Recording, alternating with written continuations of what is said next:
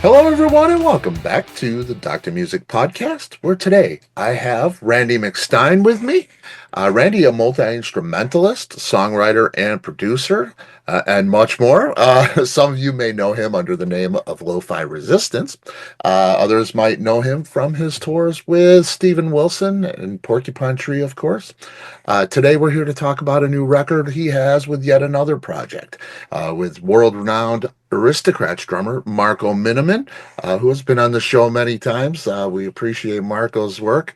The project is, of course, McStine and Minnemann, and the new record, their third, appropriately titled 3, the Roman numeral 3, and it comes out on April 4th. Randy, it's great to have you. Yeah, thanks so much for having me. Absolutely, absolutely. There's so much to unpack with this record. So Yeah. much music. So the lyrics, the ambiguity of it. It's just it's really a fun, interesting listen, especially for the progressive rock crowd. So let me start with something Marco says in the press release, and I Mhm. found this really interesting. He says there's an intensity and energy exchange not found in the first two albums. Um, that really that struck me pretty hard because I know how proud you guys are of those first two records. Uh, Yeah. they're really great. There is for me a rise in this record. There's something magic about this record. Do you Hmm. feel the same uh, with that quote there? And what about this album made that exchange increase? Yeah, it is an interesting thing to think about because I revisited some of our second record actually recently and kind of found myself knocked out by the second side about how crazy it was. Hmm.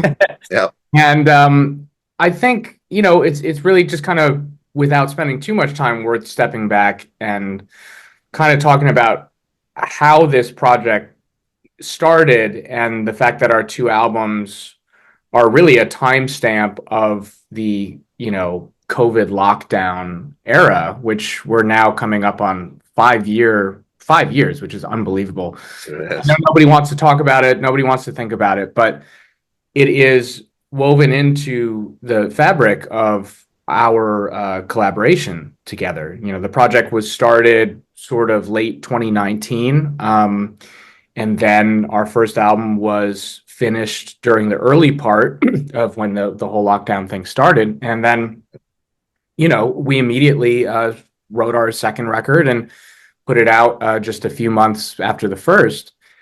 And now we have this very long gap between those two records and this third one. And some of the material dates back to the summer of 2020. So it's still Wow. a part of, that period of time where we're just at home.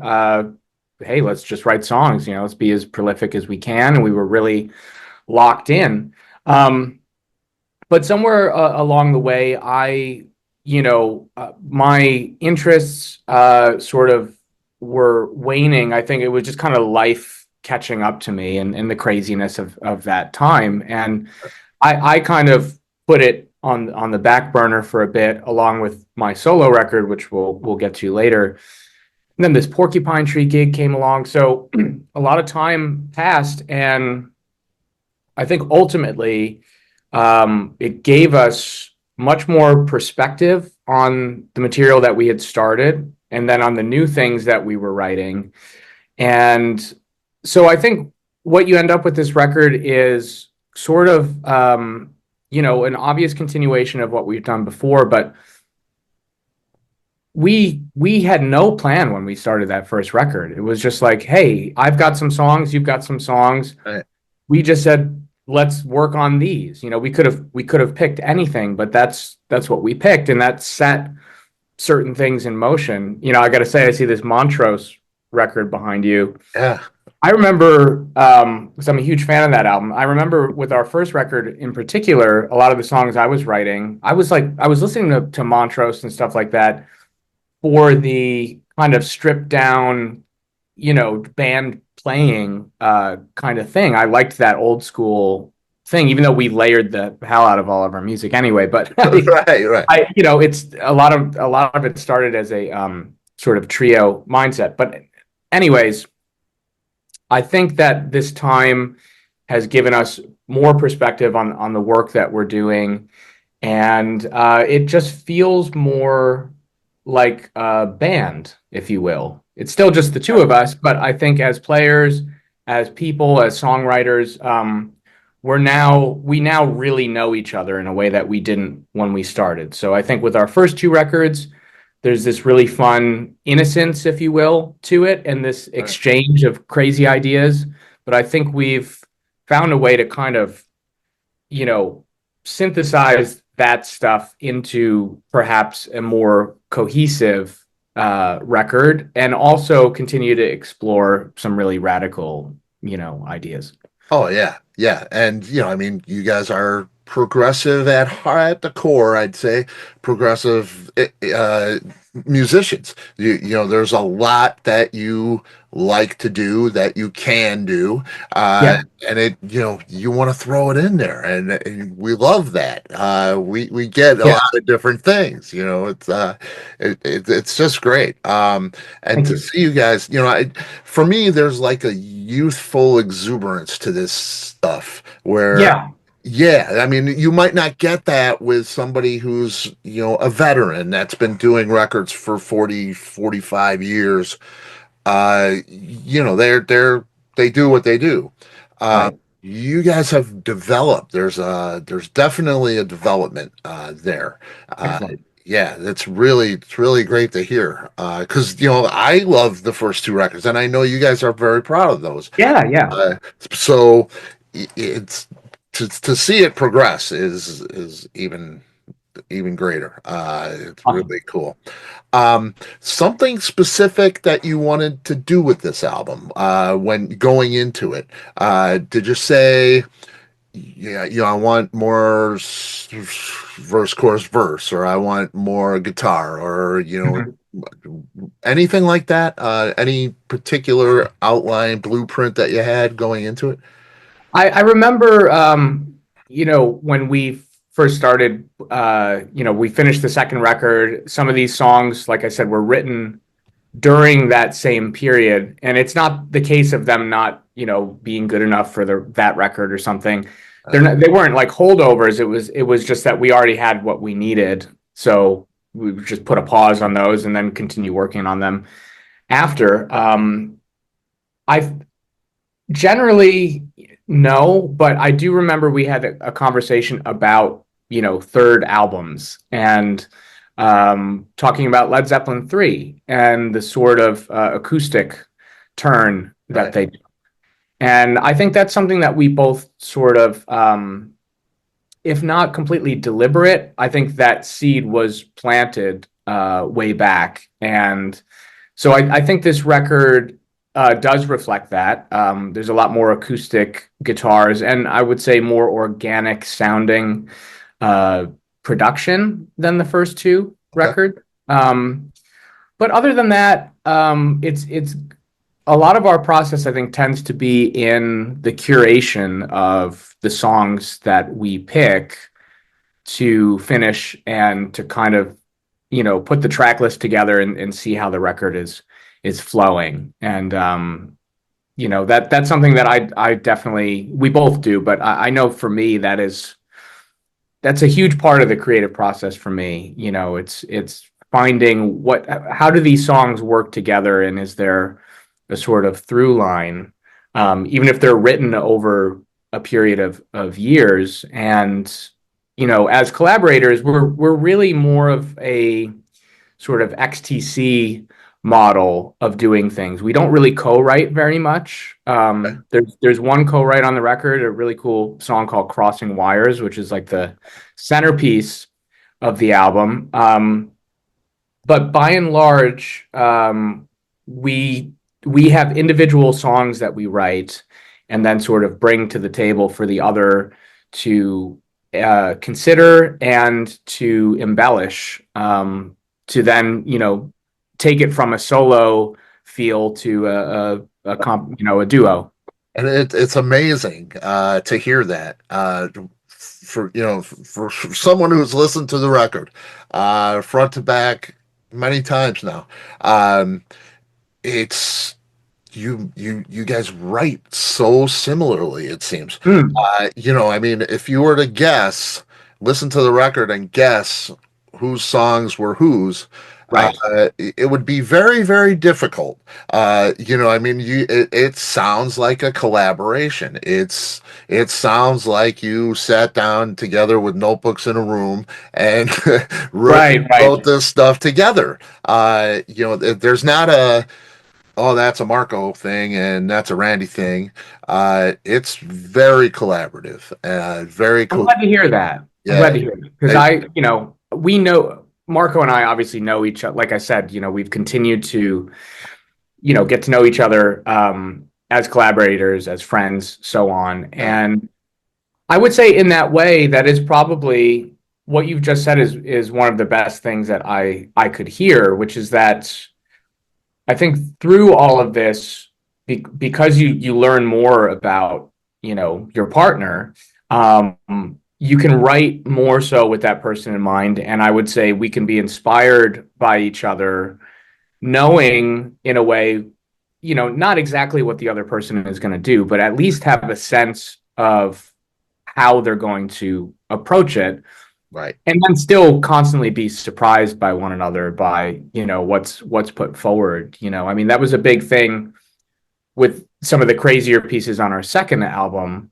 uh not in a competitive way, but more so in a hey, check this out kind of thing, like Right. kind of pushing each other towards different things. And I've said this many times, I think that when we get it right, for me, we've got this really nice blend of the crazy muso stuff and the melodic side, kind of playing this nice tug of war to Mhm. find this kind of sweet spot in the middle where everybody kind of gets what they want out of it. And we have this way of kind of, again, not planned, but doing it in kind of shorter songs, which is not the usual, cliche progressive rock thing. We Right. really kind of condense things in these 3 to 4 minute packages, and that's where you get this kind of scattershot of ideas,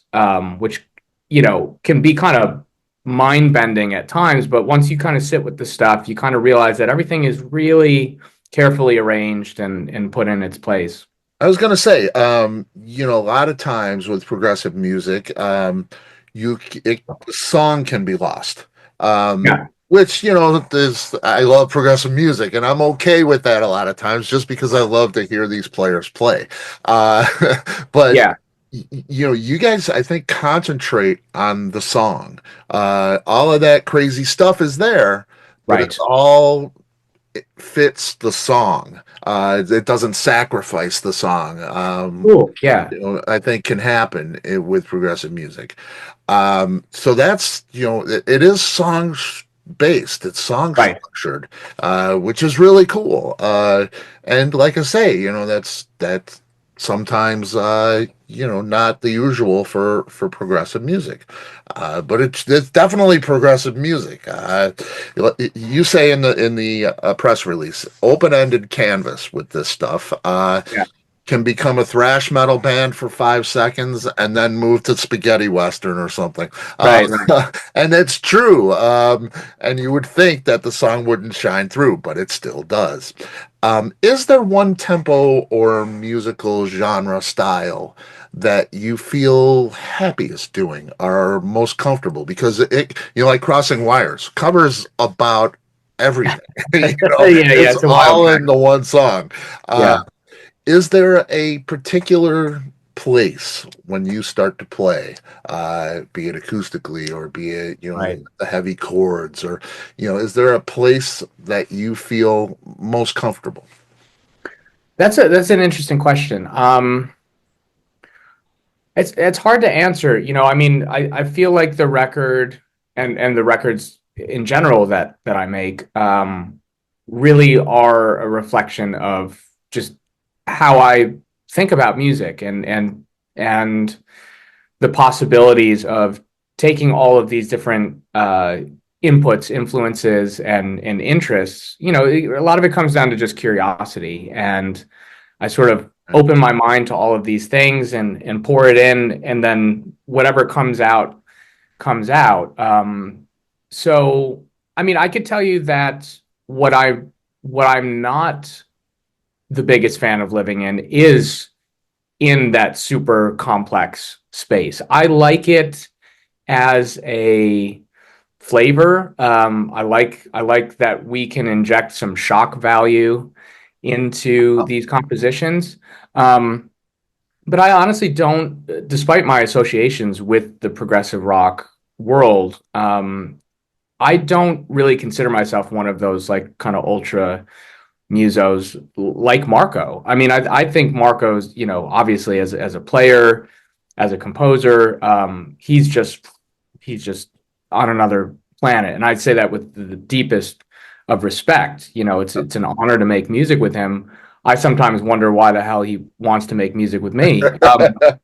But I think that's kind of the point, which is that there are other things that I can bring to the table that maybe people who are really, really focused on that end of things are just not focused on this area over here. So, I love the context that our music allows for me, because it can really push my sort of technical boundaries, but then within the songs, I sort of put my sort of producer arranger cap on and looked for, I don't know, just cool things to add to the stuff, and I'm really interested in the sonic side of things. But as a singer, I want to, at the end of the day, I want to sing a song that I have some sort of emotional connection to, with a nice melody Yeah. and some nice room to express. And so yeah, I guess that's a jumbled way of answering the question. But there's a bit more freedom in some of the guitar work. Crossing Wires, has the second half of it is just kind of like this.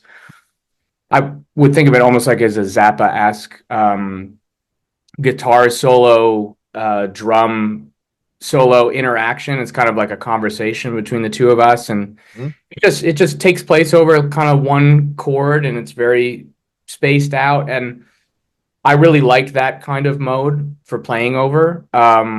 Really leaning into notes and giving time for kind of a dynamic build, and to not just immediately start, Right. putting a million notes. It has like a real,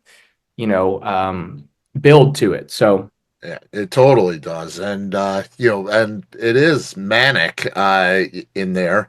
Uh yeah, but it fits though. It doesn't, right, the song doesn't stop and then there's this thing and then it awkwardly comes back. right, There is the flow of the song. It doesn't sure, sacrifice the song. And yeah, that great, is so important, really. I see the band Jellyfish mentioned yeah. alongside the Beatles, and my heart just started beating faster. One of my favorite bands ever, Yeah, me too. um, and it's describing the song "Green." It made me so happy, and I hear a lot of Andy Sturmer vocal delivery in your voice and the way you deliver the lines. I hear it even more in the following song, "Free." Yeah. It's very Jellyfish-esque, if you will. Um, and I hear Neil Morse. Oh, interesting. Yeah. And of course, you've worked with Nick DiVirgilio from Yes, a lot. Next Beard, and um, Unmanned Flight, very Neil. That a little bit of awkward vocal thing that just works. It's so Yeah. That's a pure. Marco tune, by the way. Yeah, it's just Which is interesting, because I know, I mean, I think he's heard very little of Neil's music, so it's just kind of funny how, you can hear something that sort yeah. of reminds you, and not even have a reference point. Right, right, and that's what I wanted to ask you, really. Neil, for you and Jellyfish, Yeah. were those big influences on you? Yeah, in different ways. Jellyfish for sure. That was something that, yeah, if I think back to being about 15 years old, um, that there was a time between like 15 and 18, let's say, where my curiosity, I was a big fan of progressive rock music since I was a kid because I kind of grew up around the classics. Right. And I got to see a lot of those classic bands when I was really young because they were kind of all back touring like in 1994, 1995. So I got to see Yes and King Crimson, Jethro Tull, ELP. My dad took me to all these shows when I was like between the ages of 6 and 8, so it was Awesome. an amazing time to, absorb live Yeah. music. So, entering in my teens, I loved progressive rock and in looking for bands that were happening, in 2001, 2002, it was going to be, Dream Theater, it was Spock's Beard, Porcupine Tree, Yeah. all of that. So I think with Spock's Beard, for that period, there was definitely this sense that the way Neil was, obviously taking the classic influences, but it had this sort of modern edge to it, and melodic aspect. Um, I wouldn't have thought to bridge the gap between Spock's Beard and Jellyfish, except that when I got Spilt Milk because I had read about it in this guitar magazine, they did this feature. It was called like Buried Treasures, Right. and described Jellyfish as, putting Beach Boys, Badfinger, Beatles, Queen, Yep. all these bands in a blender, and this is what you get. I was like, that sounds interesting. And to be honest, I didn't get it right away because my pop sensibilities hadn't really come online Okay. yet. But that then got its hooks in me, and then it's almost like through Jellyfish, I discovered things like 10cc and Supertramp and all the things that are in their music. But it was Right. Jellyfish that kind of opened that door, just because of the way they were able to take all of those influences, wear it completely on their sleeve, but still write really great songs. Yeah. Which I think is, that's really hard to do. Oh, totally. And they were just, I mean, so short-lived, but Yeah, those two records are just, I mean, they're immaculate. yeah, Really, great really, stuff. just the layering and things like that. And I hear some of those things in what you do as well. So I think there's that kind of rubs off. I felt, Cool. Yeah, the vocal delivery and the just the little nuances that are in there yeah, really make the song ring out. Is really really great to hear that. Um, when you're writing a record like this, do you have a particular demographic in mind that you're looking to appeal to? I mean, you do what you do because you love what you do. sure. You guys get together and, a lot of it is self-serving, and that's okay. I think an artist should do that.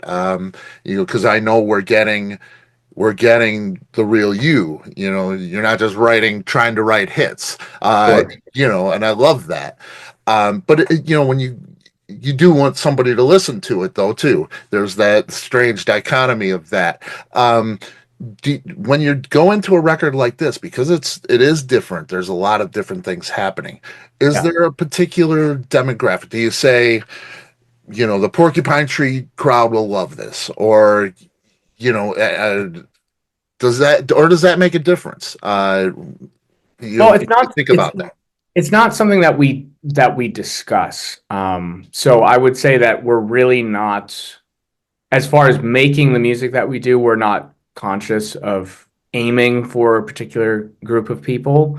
I think we know that, you know, no matter what we do, it's going to be kind of a musician based audience, that is going to be interested in hearing us play and what we do.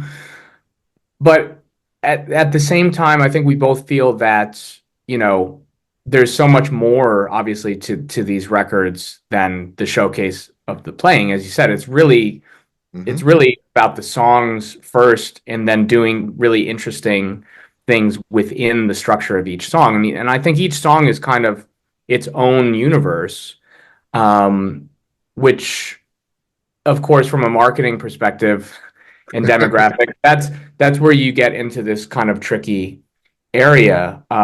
Neither of us really feel like we're a quote progressive rock band.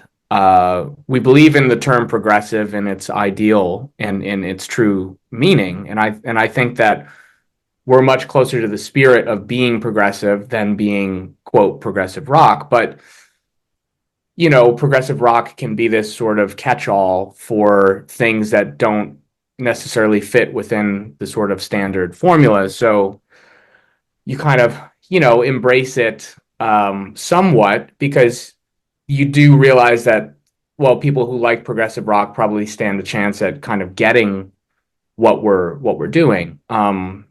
So it's yeah, it's not a calculated move. I think both of us still have a hope that there are things within our music that can, you know, um, get through to a more general rock crowd, and that might be a crazy thought, but I feel like there are songs on this record that are totally, approachable, and you don't have to take out a calculator and figure out Right. what's going on. I mean, I still, constantly I just think about like what Rush did, specifically from with Permanent Waves, Moving Pictures, and Signals. If you take those three, the way they were able to really find this zone where the sort of you know not to be demeaning, but the average radio listener could hear one of those big hit songs from those records and be like, wow, this is awesome. This rocks. Hmm. And then what's under the hood for the people who care about that kind of stuff, people would go like, wow, did you hear what they're playing? I think that they pulled off a magic trick that is so hard to do because on either side of it, if you go too understated, people they don't get the nuances of it. And if you go full on, complicated, then you're shutting out all of these people who aren't going to hear the beauty in it, and you're only going to get the people who, want to hear all the notes or whatever. So it's tricky. I hope that more people embrace it in a wider sense, but neither of us can really control who shows up to the party. Right, right. And you're doing what you do. And I respect that. Whether people find it accessible or not, we're getting the real musician. We're getting the real person coming through. Yeah, The people are coming through. The artist is coming through in music. And, I think more people appreciate that than you would think. It, yeah, I hear that in this record, and that cool. tick for me for sure. You just released a solo record at the end of last year, Yeah, Mutual Hallucinations, which was more of an atmospheric singer-songwriter record. yeah, Very different than this record. It's even different than Unintentional, which was the beginning of last year. You're so prolific, and there's always something coming from you, and it's so appreciated.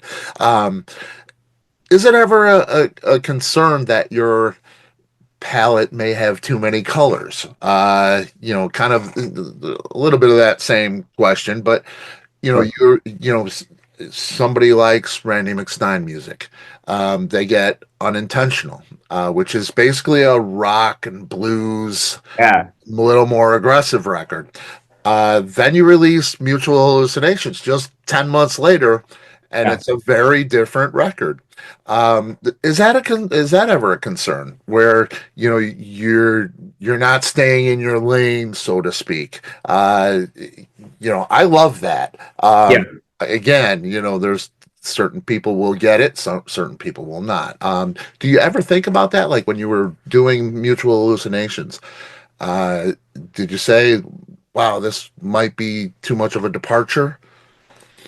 Well, to answer the general question, I do think about it more these days than I used to. When I was in my 20s and starting the lo-fi resistance thing, and then selling my music independently through like Bandcamp, and I started just kind of experimenting with the format of like, well, what is it like when you just put whatever the hell you want out?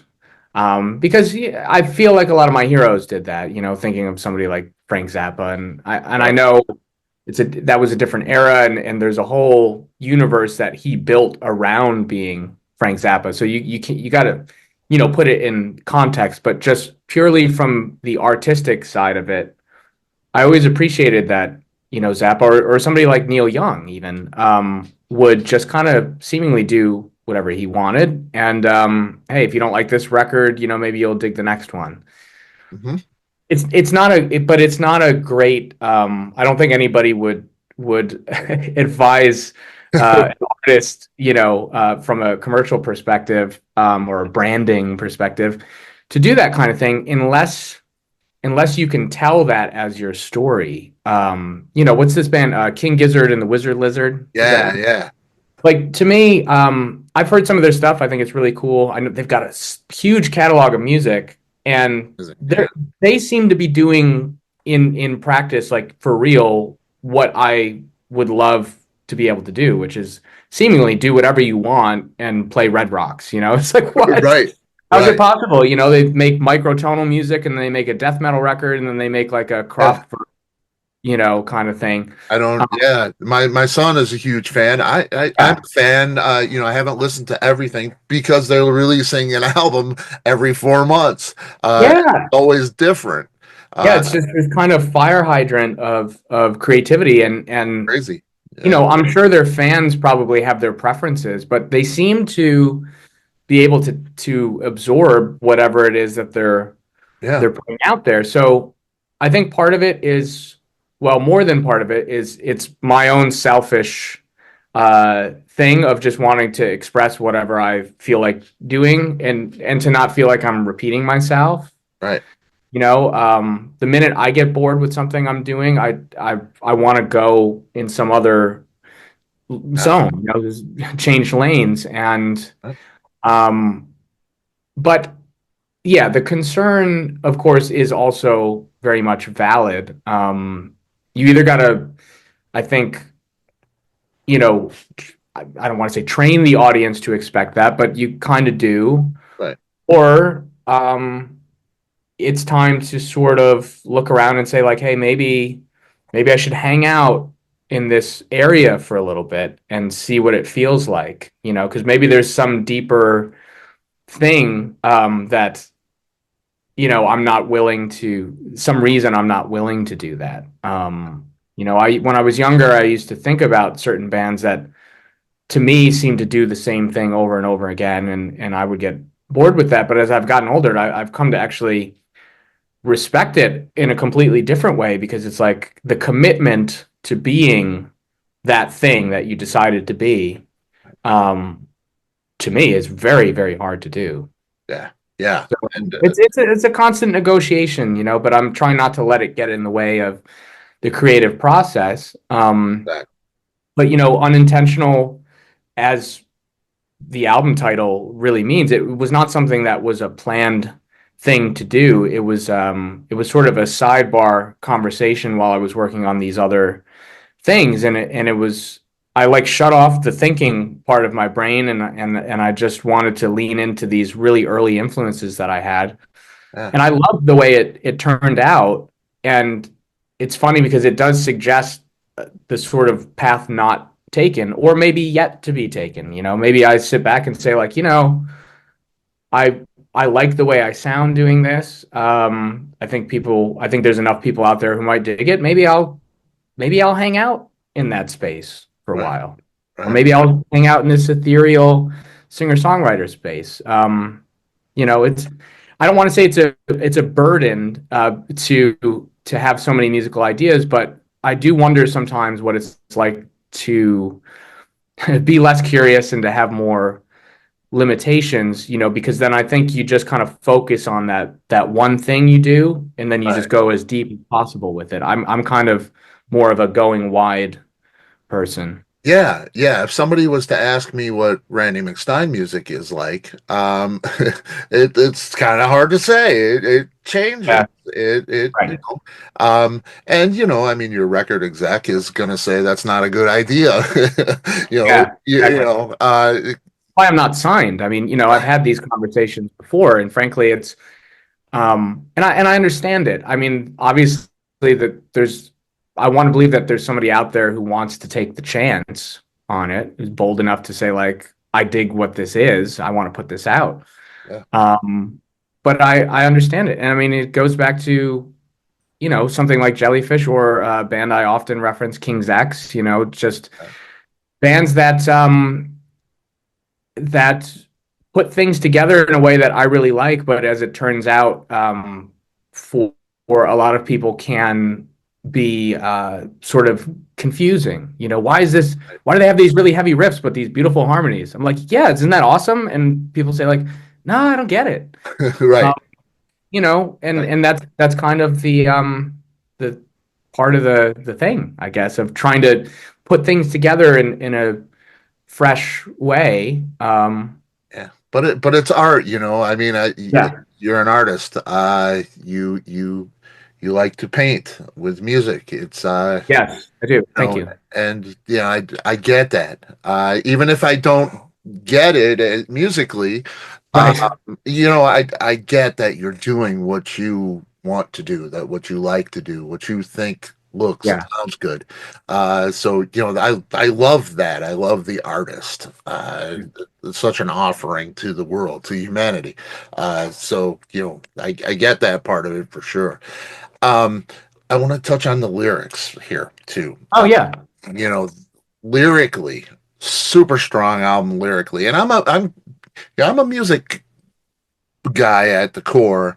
Lyrics a lot of times they just don't register with me. If it sounds and fits the music, great. The nuance of the voice to the music, but a lot of times I really don't know what's being said. And Yeah. honestly, sometimes a lot of times I don't really care.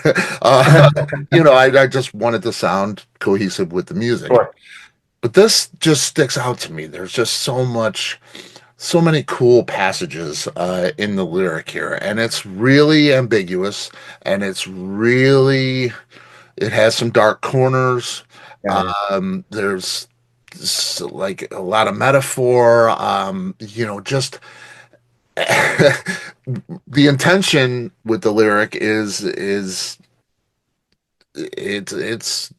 it can be hard to find. There's a mysterious element to it. Yeah. Was that the intention, to be a little bit ambiguous and not so blatant with the lyric? Because I listen to it and yeah, it's a puzzle. I try to figure it Right. out. I Yeah. like Yeah. or it's very interpretive as well. I Yeah. may see it as something that it totally was not intended. um so your intent with the lyric, writing these lyrics, did you want it to be a little bit interpretive? Yeah, it's kind of all of those things. So if you take the album title itself, Mutual Hallucinations, Hmm. it is this idea. A lot of the record and a lot of what I write, frankly, is a lot of social commentary. It's kind of looking out at the world and trying to get as much of a wide lens slash bird's eye view of things as one can, and really increasingly so, looking around and kind of just observing that people are engaged in this sort of mass hallucination of what is real, what is the truth, what is really going on, and that interpretation is getting, sliced and diced a million different ways now, through social media, through various forms of propaganda and whatever, to the point where you can be years deep into a certain way of viewing the world, and somebody else is looking at the exact same thing, but from a completely different perspective, and you can no longer relate to that person or to that subject matter because you're so in a different place. Yeah. So I think a lot of the album is kind of about that. And so in a way, the interpretation, the being open to interpretation thing is also like, I want to make a point about something, but I also want, if one wants to take the time, to kind of see yourself in whatever that lyric is and kind of see like, well, what is he talking about here? Like, or is, what side of things is he on? I'm almost like not really making a stance with the record per Right. se, even though I have very strong opinions about stuff, but I'm not looking to shut people out. Like, I think a lot of people now, especially now, Yeah. they want to plant that flag, immediately and super deep, and then like make it known exactly what they think, and then cut out that other 50% and say good riddance. Yep. Um, I'm more interested in the conversation and the one-on-one, even if it's something that I don't understand or agree with. Like, I want to hear give me the best version of what you think, and Yep. I don't think that's really possible with these kind of mass social media ways of communicating. It's a real failure of communication. Yeah. So a Absolutely. song is, obviously it's a very personal thing, and lyrics put to interesting sounds. Um, that's kind of like my best way of just trying to work some stuff out, Yeah. and out loud. Yeah, and that's it's appreciated. We need more of that conversation more than the Yeah, I'm right and you're wrong, which we get most of today. But the I look at the McStine Minnemann record, much the same. right. The lyric, and that's another thing. You got you writing half of it, Marco writing half of it, but that I mean the similarities are Hmm. astonishing. Uh, Yeah. I look at the lyrics that you've written, and I look at Marco's songs, and they're very similar in lyric as well. Yeah. They're just they have this metaphor. They have Yeah. these dark spaces. They move and they're very interpretive and Yeah. mysterious. And I'd really, it's like a book of poetry. Usually, somebody will write a lyric that's like that, and then a lot of people write lyrics that are pretty blatant. They're pretty, you Yeah. understand them when you read them. There's no mystery to it, and Right. you guys write the same lyrically too. You're very similar writers in that way. So that that's I think this pairing works so well in all ways. It just really some Yeah, that's interesting. Nobody's commented on that, and I guess hearing crazy. you do that, yeah, it does make me realize that our sort of meeting each other and kind of taking the steps towards doing a project together. Uh, so much of it being unplanned. It's interesting how it is kind of, it feels much more planned than it is, but it's just Uh, and, and naturally. and when he brings something in and you have because being the singer, I mean you're putting emotion into that voice. Yeah. That's going to drive the song. Um, you get these lyrics and they're similar to what you might write. Uh, that's got to be easier as a vocalist, right? Than getting something that you're really not sure what he's talking about or what his aim and Sure. you might not be connected as well. Is that easier for you as a vocalist? I think in general that can be the case. He's written some things that go down darker paths than I have, at least, in terms of on the surface level. And I'll say like, ooh, okay, I gotta tap into that. You Right. know, he he will sing on his demos. Well, he sings on his records as well. So I should say that if if there's a song that we don't do, there's a chance that he'll keep it and just finish it for his solo record or something because I don't think he's necessarily always thinking about what's for him and what's for us. It's just kind of like I wrote this today, check it out. Right. Um, so his voice is generally speaking like a whole octave down from mine. So a lot of the first step for me with a lot of his songs is getting my voice on it so that I start to hear it as me. And melodies have to be adjusted here and there, for the range, or I'll have ideas about how to finish a line or something. And he's always completely open to that, Yeah. I which would is imagine with a darker theme and a lower voice, you might go from a minor to a major, right. Yeah, but yeah. and that's kind of changing the song. But I think that's the collaboration Hmm. that we hear. For sure. Uh, you get that dark passage from the music and the lyric, but your voice to it, and the maybe a key change here or there, uh, really blends the two artists together, which is it's kind of having Dali and Picasso paint on the same canvas. It would I be a like that. pretty cool thing. We should use Uh, that. We should put that on the album. Yeah, well, look, I don't. It's taken me years to think of myself as a singer. I played guitar for years before I started singing, and I always felt like the singing was like an add-on.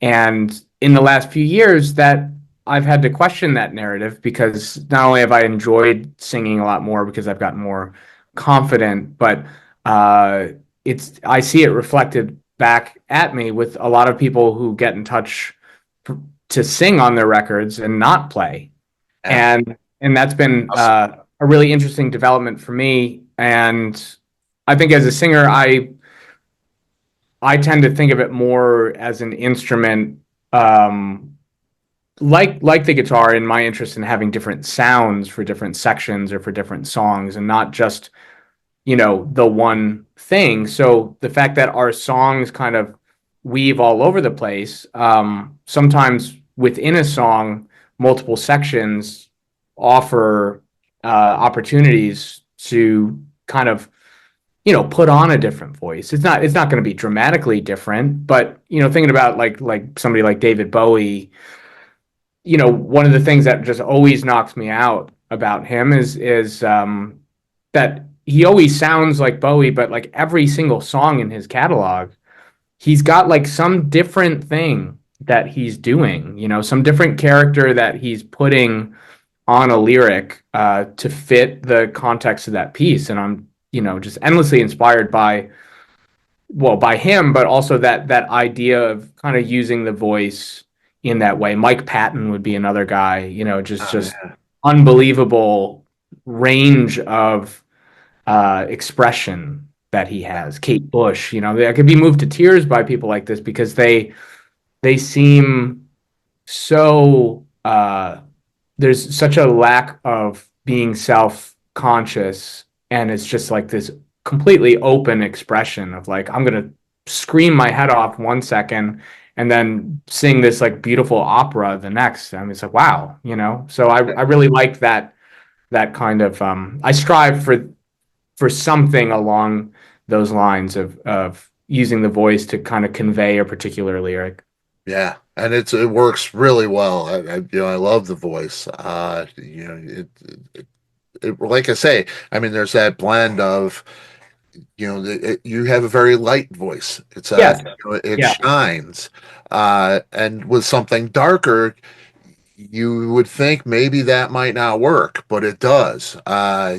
You can go there. And Bowie's a great example. You get the Spiders from Mars stuff, and then you get Let's Dance, and it Right. works. I mean, Yeah. they're completely different, but it's the same guy, not doing a whole lot different with his vocal style, but it just works. It's a very versatile thing. Yeah, and Yeah. it's a gift for sure. Working so closely with Stephen Wilson, Hmm. much heralded genius, really. He's just brought on to so many projects now and remastering in the studio, and just his knowledge and what he's done in Porcupine Yeah. Tree and everything. Um, has that changed you as a writer or a player or a singer, working with a guy like that and working within that Porcupine Tree thing, which, again, expansive and just, it's such a, it's really amazing pieces of music and where that direction goes and so many different things they do. Yeah. Working within that and with a guy like Steven Wilson, has that changed you as a player and singer and producer? Uh, yeah, I think the short answer is yes. I was a fan of Porcupine Tree, like I mentioned earlier. I bought In Absentia, I think when I was 15, and became enamored with their catalog, but also just everything that he was doing because it was really inspiring to me as a teenager and a sort of budding writer and producer myself, that there was this guy who was just making all of this music and it's all very different, and he could seemingly just do all of this stuff.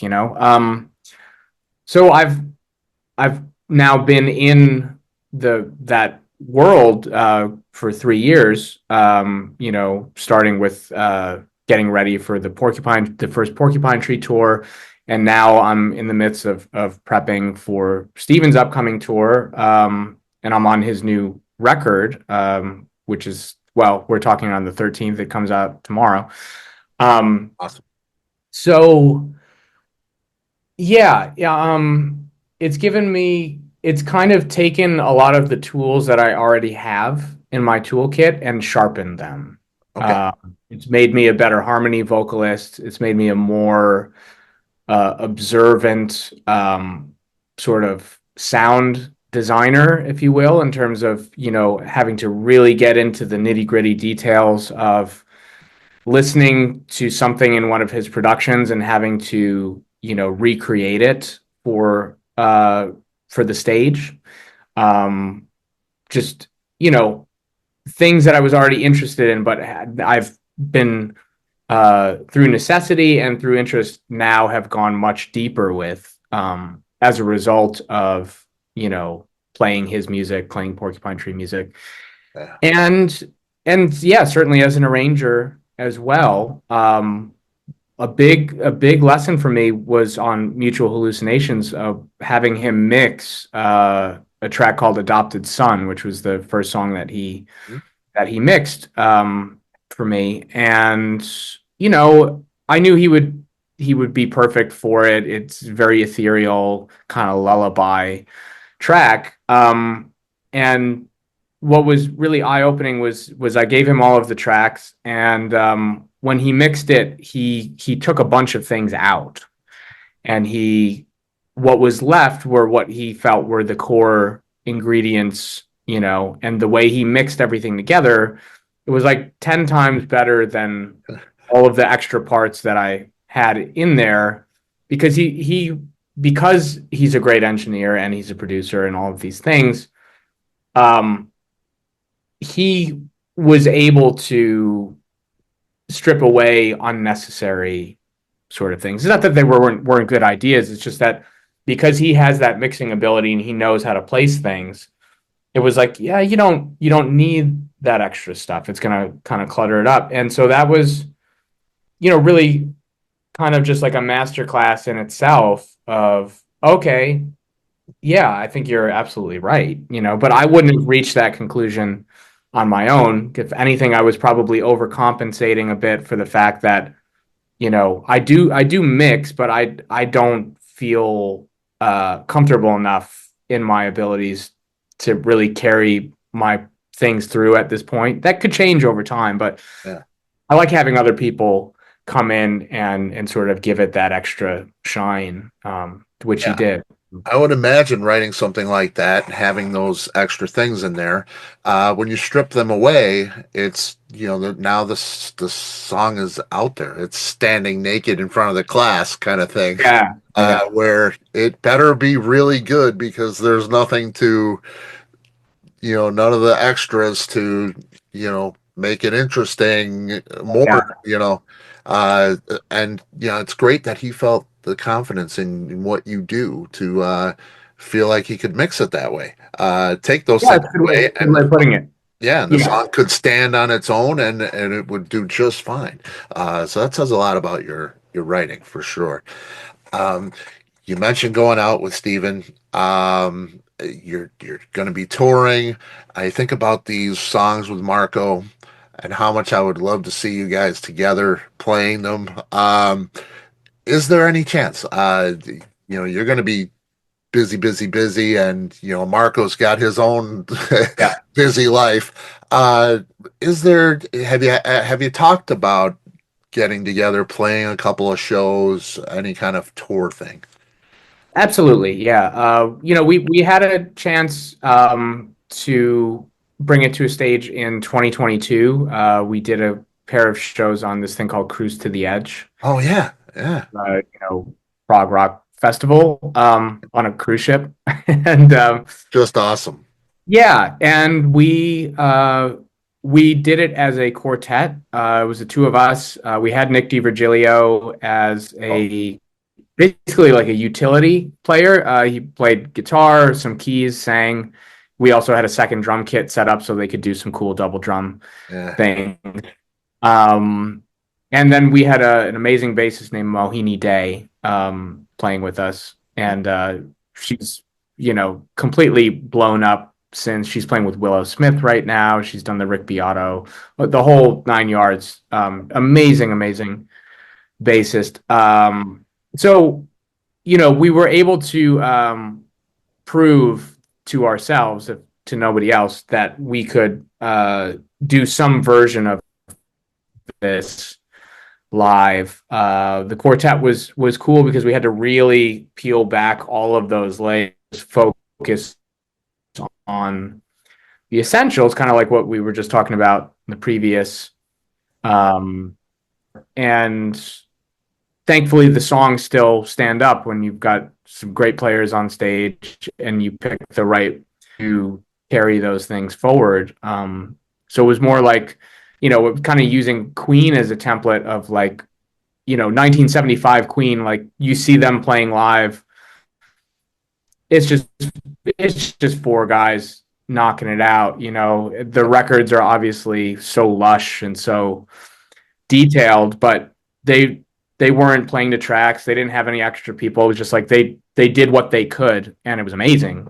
yep, We're both big Queen fans, so yeah, we that's what we did. We didn't play it. We didn't have anything on tape, no tracks, just like four piece. Let's see what we can do, and it was great. It was it came off really well. So I know that especially now that we've got three records, we have more than enough material to really cherry pick a nice mhm, set of music. So it's more so just about the details of how we do it, who we do it with, when we can do it.